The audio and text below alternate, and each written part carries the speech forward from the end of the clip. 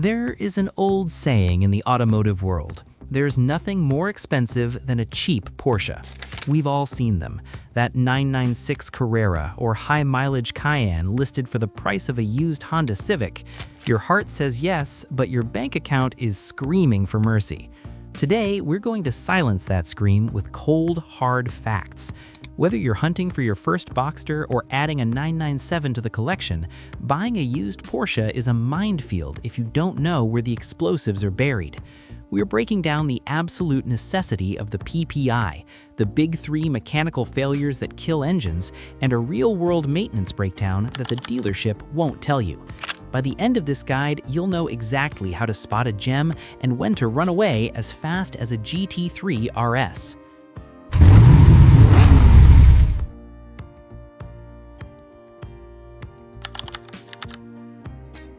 Let's start with the non-negotiable. If a seller refuses to let you get a pre-purchase inspection or PPI, walk away, period. I don't care if it's your best friend selling the car or a certified independent dealer. A PPI is your $300 to $500 insurance policy against a $20,000 mistake. But here's the secret: not all PPIs are created equal. Do not take a Porsche to a generic chain shop. You need a specialist who knows these cars' specific tells. What a mechanic must look for during a Porsche PPI. First, the DME report, also known as the over-rev report. For manual cars, this is the car's DNA. It tells us if the previous owner missed a shift and bounced the engine off the rev limiter. Ranges 1 through 3 are usually fine. Ranges 4 through 6 mean the engine may have sustained permanent stress. Second, bore scoping. This is critical for the 996, 997, and early Cayman models. We're looking for bore scoring, physical scratches on the cylinder walls. If this is present, the engine is a ticking bomb and will eventually require a full rebuild, costing upwards of $15,000. Third, camshaft deviations. This tells us the health of the timing chains and tensioners. If the numbers are out of spec, you're looking at a massive engine-out service in the near future. Finally, service history verification. A stack of receipts is worth more than a shiny paint job. We're looking for consistent oil changes every 5,000 miles, regardless of the 10,000-mile interval Porsche sometimes recommends. Now let's get into the weeds. Every Porsche era has its Achilles heel. If you know what they are, you can use them as negotiation leverage, or as a reason to keep searching. The M96 and M97 engines, 996, 997.1, 986, 987.1. The biggest boogeyman here is the IMS bearing failure. The intermediate shaft bearing supports the camshaft chains. If this bearing fails, the engine timing goes, the pistons hit the valves, and your engine becomes a very expensive paperweight. When buying these years, check if it has been replaced with a ceramic or oil-fed bearing. If it hasn't, you must budget $2,000 to $3,000 to do it immediately alongside the clutch. Another common failure on Boxsters and Caymans is the air oil separator, or AOS. When the AOS fails, the car will blow a massive cloud of white smoke on startup. It looks like a blown head gasket, but it's actually the car sucking oil into the intake. It's a $150 part, but the labor is intensive because of where it sits in the engine bay. Early V8 models, Porsche used adhesive to hold coolant pipes together. Over time, the heat cycles degrade the glue, and the pipes literally pop out, dumping all your coolant instantly. This can happen at highway speeds and overheat the engine in seconds. Look for cars that have had the pipes pinned or replaced with the updated bolted aluminum versions. If you see crusty white or pink residue in the V of the engine during your inspection, that car is a liability. The 997 and 911 generation. The PDK is arguably the best transmission in the world, but early versions had sensor issues. If the transmission goes into limp mode, dealerships often suggest a total replacement.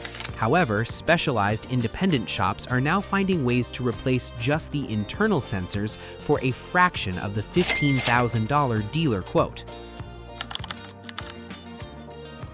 Let's talk money. You can afford to buy the Porsche, but can you afford to keep it? Here is a realistic breakdown of what you should be budgeting for a standard 911 or Cayman. The 10,000-mile service is your minor service. It is mostly an oil change and a series of inspections.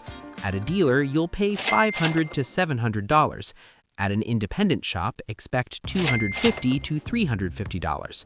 The 20,000-mile service adds cabin filters and a brake fluid flush, typically costing between $900 and $1,200. Then comes the 40,000-mile service, the big one. This includes spark plugs, engine air filters, drive belts, and sometimes a transmission fluid change. This is where people get sticker shock. Dealers will charge $2,500 to $3,500. An independent specialist will usually do it for $1,500 to $1,800. My advice? Always keep a $3,000 emergency Porsche fund in a separate account. These cars are reliable, but when a water pump or an alternator goes, the parts are simply more expensive than a standard commuter car. You don't have to be a millionaire to maintain a Porsche. You just have to be smart. Here is how to save thousands. First, find a Porsche specialist, not just a general mechanic. Look for shops where the owners are members of the Porsche Club of America. These guys are enthusiasts who will often tell you what actually needs fixing versus what the dealership recommends just to pad the bill. Second, buy your own parts. Sites like FCP Euro, Pelican Parts, or Suncoast Porsche are your best friends. FCP Euro even offers a lifetime replacement guarantee, even on oil and brake pads. Buy the OEM version of the part. For example, Bosch makes the ignition coils for Porsche. If you buy the box that says Bosch instead of the one that says Porsche, you save 40% for the exact same component. Finally, do the easy stuff yourself. Cabin filters, engine air filters, and even oil changes on a 911 are surprisingly DIY friendly if you have basic tools. Doing these yourself can save you hundreds in labor costs every single year. Buying a used Porsche is about managing risk, not avoiding it.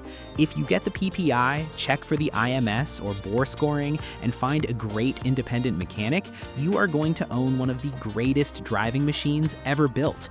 Don't let the horror stories scare you away. Just let them make you a smarter buyer.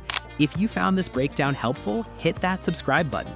We're doing deep dive videos on specific models like the 997 and the 981 Cayman next week. Which Porsche are you currently hunting for? Let me know in the comments below.